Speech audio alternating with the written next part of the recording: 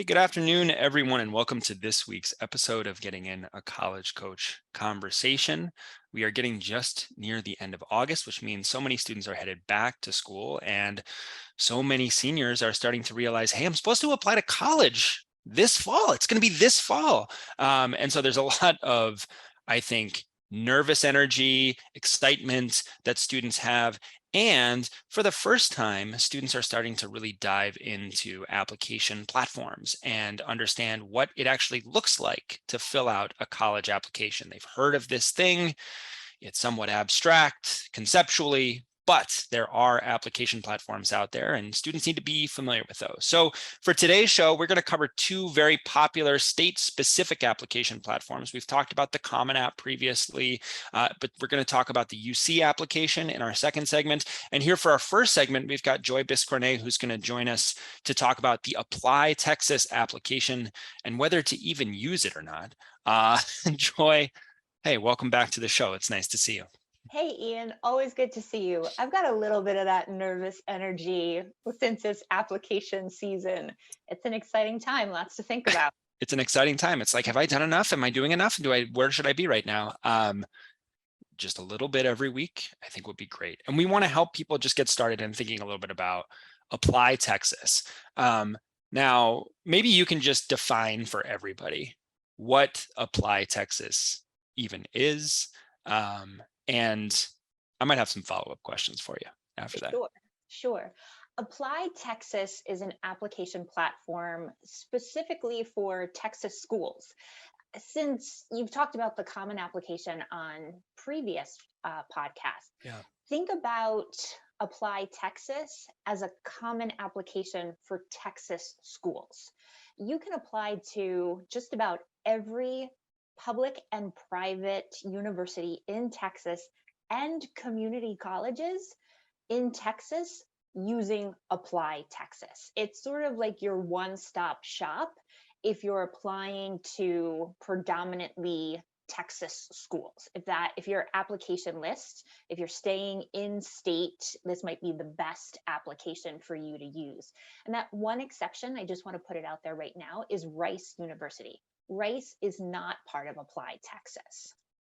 And Rice uses the common application That's correct. like many of its peer institutions. And I think that's kind of an indication that for Rice, they would say, well, we tend to align more often with out-of-state schools that are Common App members. And so students that are applying to us are probably also applying to Carnegie Mellon and Duke and Northwestern. And so we want to be in that pool rather than being in the Texas pool. Most Texas schools would say, hey, if you're applying to UT, you're probably also applying to A&M, and you might also be applying to Baylor, and maybe UT Dallas is on your list. And so it's a way for them to say, let's make things a little bit easier on our students. Now, who tends to be, what are the characteristics of a student that's going to tend to want to use the ApplyTexas application? Yeah. And what are the characteristics of a student that might think ApplyTexas could be right for me, but ultimately elects to go with a different application platform? Yeah. So Apply Texas is the ideal application for students who are who are Texas residents, who are Okay. planning to stay in state. And I say Texas residents because that there are so many options that you can stay in state, make use of the discounted in-state tuition benefit and apply to multiple schools. You don't have to use a separate application for each school. Now, the reason why it's ideal for, I would say, Texas residents versus out-of-state residents who are looking to apply to perhaps a couple of Texas universities is because those students who are out of state residents are likely applying to other colleges and universities that utilize the common application or perhaps their own application. Like I'm just going to use one that pops into the top of my head. MIT has its own application. So that would be used regardless. But for students who might just be applying to one or two schools in Texas, in addition to a wealth of other schools outside of state, Applied Texas isn't the most convenient or useful application to use. It might just add one additional application to fill out. Whereas if you're staying in Texas, you know you want to go to Texas school, Applied Texas is the way to go. And I think what is underlying all of this really great advice is we want to save the work that students have to do, right? We want you to Exactly. work smart rather than working hard. And I think sometimes there's this perception from students of, well, I should figure out which application platform the school prefers, which you can never actually know. And technically they don't have a preference, and then figure out, like, if UT is going to want me to use Apply Texas because they're in Texas, it must be that they prefer Apply Texas. And that's not the case, No, right? We want to that's put not you in the a case. position where if you're already doing the Common App for 9 schools and UT is the 10th school on your list, you don't need to bother opening an Apply Texas account. And that's actually really good news just from this year, right? Is that UT and Texas A&M have now become members of the Common Application. Right. And I think that speaks to, much like you were saying with Rice, how Rice sees itself, kind of aligns itself with other universities that are out of state, Carnegie Mellon and schools like that. I think UT and Texas A&M are seeing students from out of state who are looking to apply to those, flagship institutions for the state of Texas. So they wanted to make it easier for students who might only be applying to one or two Texas schools to be able to use a single application and not have to add Apply Texas to their workload. And that really, I think, is reflected in our experience too. I have students that apply to UT and I have students that apply to Texas A&M, but they are typically, out of state students who are looking only at those institutions. And when I have students that are interested in UT Dallas or UT at Arlington, those are typically Texas residents. And so they're in a position where they want to use the Apply Texas application. So we see this just in terms of the preferences from what students are looking for. And Joy, I wanted to illustrate something. And for those of you who are checking this out on our Facebook page and other social media, you'll be able to see a screen share here. But I just want to illustrate really quickly the choosing applications, choosing which institutions you're applying to with the Apply Texas application. You can just see how many schools there are. And so there's this drop down menu that says, which of these schools do you want to apply to? And there are probably, Joy, I don't know, 50 schools here, all these different UT campuses and University of Houston campuses and A&M campuses that you can select. And those are just the 4-year options. There's Exactly. also the 2-year programs, and it's another 50 schools. And so it definitely makes sense. If you're going to be a student who is staying in state in Texas, this is going to be the right resource for you to use to apply.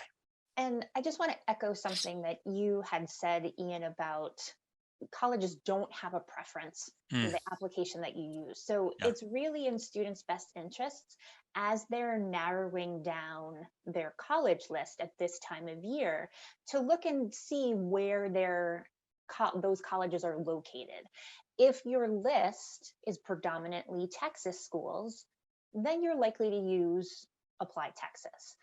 If your list of schools is predominantly out of state, then you're likely to use the Common App or another application platform, um, and not have to use Apply Texas. So it really is what's going to make the workload lighter for a student. Any Yeah. college that chooses the Common Application equally accepts it over its own. So UT and A&M don't have a preference. That's right. And I think some students will say, well, why don't I just have all these applications? It's because you got to keep your login straight and you've got to enter in your parents' names multiple times. And you got all these things that you've got to keep accurate. And actually, one thing that I was looking in before we got on the show today was I was very curious how the University of Texas handles its activity information. So entering in the names of the extracurricular activities and the community service you've done and the employment history that you might have. and their character limits are actually different from what you look at with the Common App. And so if you're getting ready for your Common App and you've got your 50 characters for your position and you've got your 100 characters for the name of the organization and 150 characters for your details, and then you try and go paste that into ApplyTexas, you're going to find that you don't have nearly enough space to represent all that information. And so, you might say, it already works really well over here on the Common App. I'm not even going to bother with that ApplyTexas stuff. So I think we've done a good job, Joy, of kind of saying, here's when to use it, here's when not to use it.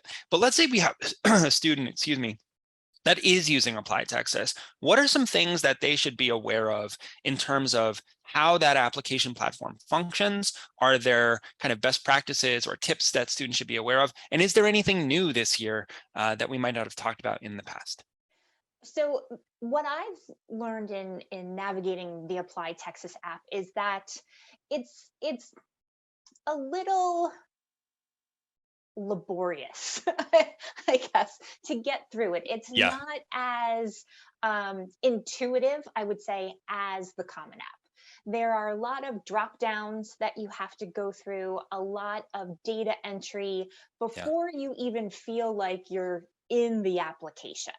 So, students, and you have to go in your login screen, you have to first choose, like you were showing before, the different colleges that you want to apply to in that my profile where yeah. you're going. You need to add different colleges before you can start the answering the questions for the individual colleges. That's right. So you've got your profile, which is your basic info, and fortunately they have blocked out my social security number here, which is good. That's I don't very want to kind. broadcast that all across our listeners. But you fill out your profile. You have to do that before you can even enter a school, and that's just your basic background information. Where do you live? What's your citizenship status, etc. And then you can start your new application, and you can see, Joy, I've already put A&M, UT, and Baylor on this space. I agree, it is laborious. It does feel like you're clicking a lot of stuff.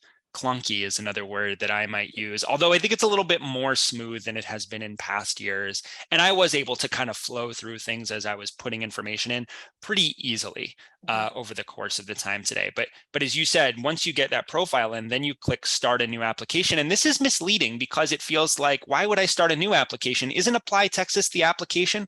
What does this little button mean here when it says start a new application? Sure. When you start a new application, this actually gives you access to the individual questions that might be required. So anytime you want to add a college, say you have Texas A&M and M and you have UT and you have Baylor, but say you want to add University of Dallas. I'm going to go up a little bit there. Okay, cool. Let's This add is that.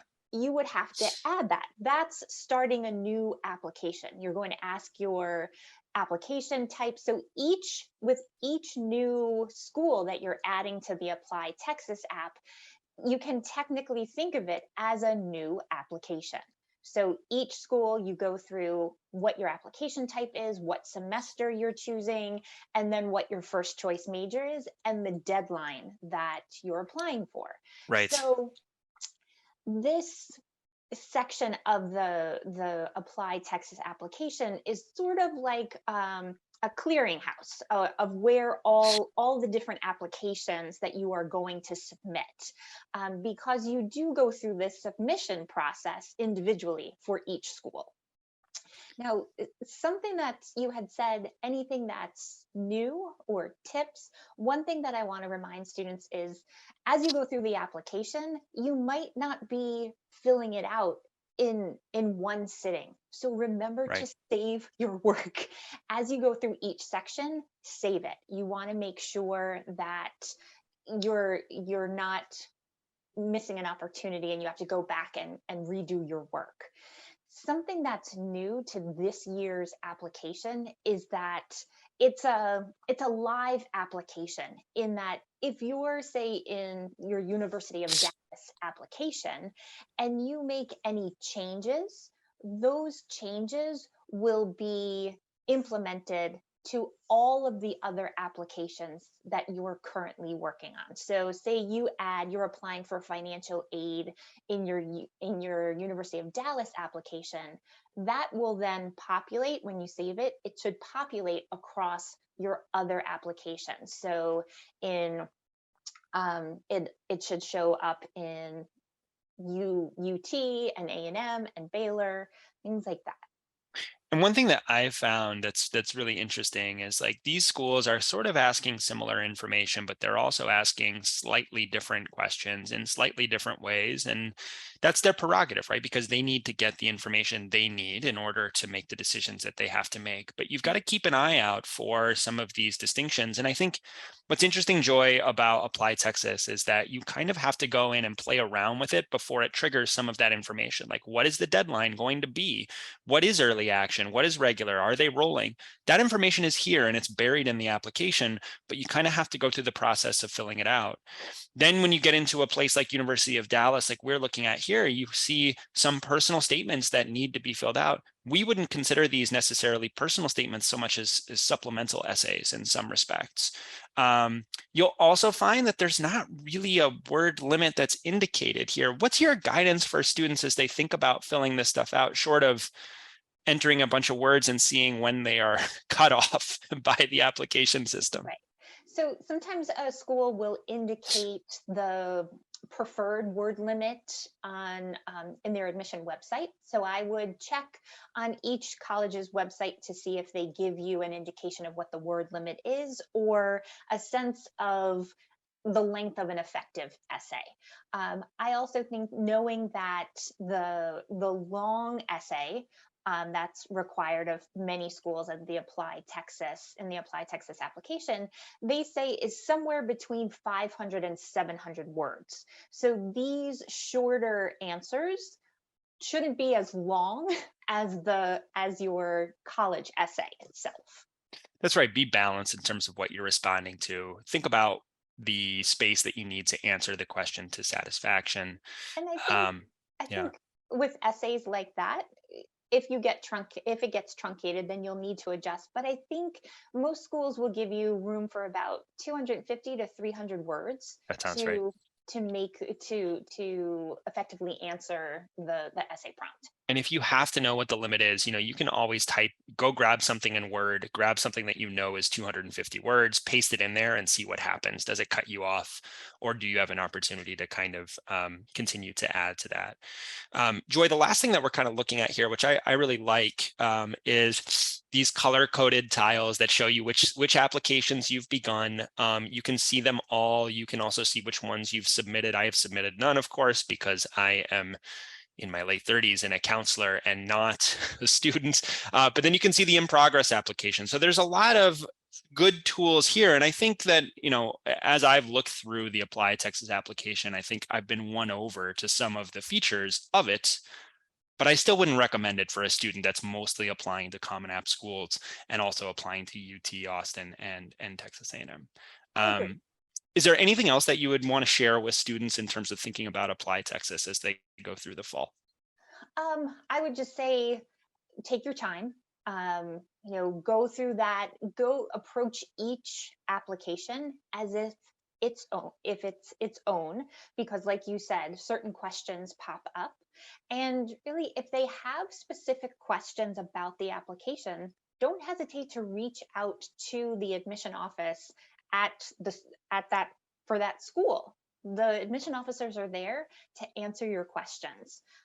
Also, do your work now. Don't wait till the deadline. Rushing never results in a quality application. The more work that you can do early in the fall, the better you'll feel once deadlines approach. That's right. And I think like picking up on that, it can sometimes be helpful to go look at these applications. As you saw in the screen share, they are ready. So you can go and start investigating what they look like, but take note of the information that needs to be provided in that space and start to keep yourself organized on that front, right? So don't wait until the day before the application is due to jump in and start filling out the application. Let's get familiar with the tools before we create the content, bring it all together, and then you can submit with confidence.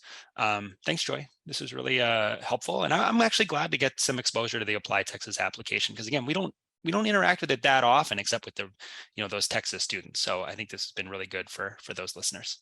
Yeah. Thanks, Ian. All right, we're going to move out to California after this, just making our way west. We're going to talk about the UC application. So don't go away.